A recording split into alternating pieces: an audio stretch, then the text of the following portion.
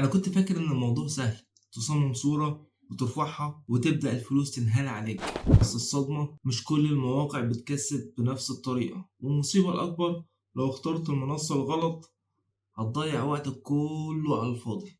أنا عبد الله وده اللي حصل معايا لما بدأت أبيع صور على الإنترنت. زمان كنت بسمع إن في ناس كتير بتكسب من بيع صور بالدولار على الإنترنت، قلت لنفسي ليه لأ، ممكن أبدأ بيع صور طالما إني مصمم جرافيك. فكنت ممكن أكريت صور أعمل فيكتور. فكمان لما ظهر الذكاء الاصطناعي بدأت أعمل برومبتات وأكريت صور بالذكاء الاصطناعي وأرفعها في مواقع بيع الصور، وبدأت أكسب بالفعل، وافتكرت إني خلاص هبدأ مشوار الثروة. لكن من هنا بدأت الحيرة. قدامي منصتين، فري بيك وأدوبي ستوك، واحد سريع والتاني بياخد وقت، واحد سهل والتاني أرباحه أعلى. الموضوع ما كانش بسيط زي ما توقعت، فقلت أجرب فري بيك، والناس بتنزل صور بشكل سريع وكتير. رفعت أول مجموعة صور وانتظرت، لقيت الصور فعلا بتتحمل بشكل سريع، وفي أقل من 24 ساعة الصور اتقبلت في الموقع وبدأت تجيب فلوس. مع الوقت حماسي زاد، بدأت أرفع صور وأبيع، أرفع صور وأبيع، أرفع صور وأبيع. ولكن لاحظت حاجة غريبة جدا، الأرباح ما كانتش عالية. الموقع شغال بنظام الاشتراكات، وده معناه إن الفلوس بتتقسم بطريقة معينة، ومش كل تحميل بيديك مبلغ كويس. طيب إيه الحل؟ قلت أجرب أدوبي ستوك.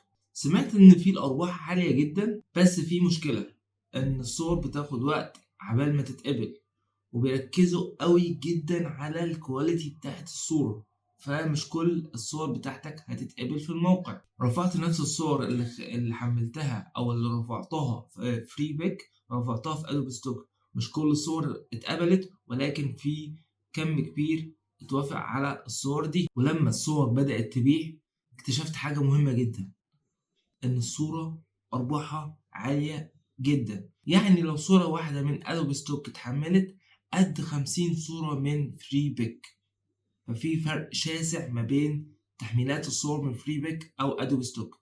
فكان أدوبي ستوك يربح وبجدارة عن فري بيك في فلوس الأرباح. طيب فأنا سألت نفسي سؤال مهم جدا، أرفع فين وأكمل فين؟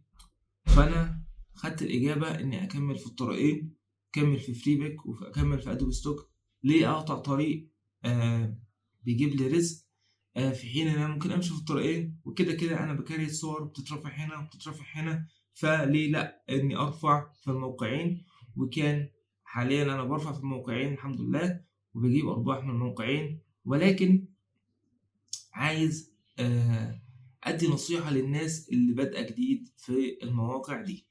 لو أنت هتبدأ جديد ابدأ في أدوبي ستوك. ليه؟ فري بيك حاليا بدأ، يعني عايز أقولك شرس جدا مع الناس الجديدة يعني، وضيق الأمور قوي في الموقع مع الناس القديمة برضو الجديدة. يعني عشان تقبل في فري بيك لازم ترفع حاليا 200 صورة، تمام؟ عشان تتراجع، وال200 صورة لازم يكونوا هاي كواليتي، وما بيقبلش أي كواليتي دلوقتي، تمام؟ و الصور يعني مفيش صورة متعادة، مفيش حاجة دوبليكيتد، مفيش حاجة كوبي رايت، مفيش حاجة تريد مارك. كل ده بيركز عليه فري بيك دلوقتي، تمام؟ فالعمل اكونت في فري بيك عمل زمان، دلوقتي صعب انك تعمل حساب كونتريبيوتور في فري بيك، فخلي بالك من النقطة دي. الناس بالنسبة للناس القديمة في فري بيك، الناس القديمة طبعا عارفة الكلام اللي أنا بقوله ده كويس. الناس القديمة في صور كتير اتمسحت ليها، تمام؟ فري بيك دلوقتي بيقبل 200 صورة بس في الشهر عشان تبلش الصور، 200 صورة بس في الشهر، تمام؟ انما في ادوبي ستوك الموضوع مفتوح للي كسب في الموقع اكتر من 100 دولار. يعني لو انت كسبت في ادوبي ستوك اكتر من 100 دولار عادي، مفيش ليميت للصور، يعني ممكن تعمل سبميت للصور اللي انت عايزه، تمام؟ لحد مثلا 5000 صورة عادي، مفيش مشكلة. انما الفلوس اقل من 100 دولار في ادوبي ستوك بيعمل سبميت لحد 500 صورة، بيستنى يتعمل لهم ريفيو، وبعد ما بتعمل لهم ريفيو سواء يتقبلوا او رفضوا بيحصل ايه بقى؟ يعمل submit ل500 صورة تاني وهكذا، تمام، لحد ما تجيب $100 وبعدين الموقع بيفتح لك الlimit في الsubmit بتاع الصور. طيب فالنصيحة بتاعتي إنك تشتغل في أدوبي ستوك وفري بيك عادي لو أنت قديم، لو أنت جديد تركز في أدوبي ستوك بس دلوقتي، وربنا يكرم لو شفنا مواقع تاني جديدة هنقول لكم عليها. وطبعا لو عجبك الفيديو ما تنساش تعمل سبسكرايب ولايك والتعليق، قول لنا أنت شغال في أنهي منصة وأي منصة بتكسبك فلوس أكتر، وأشوفكم الفيديو اللي جاي. السلام عليكم ورحمة الله وبركاته.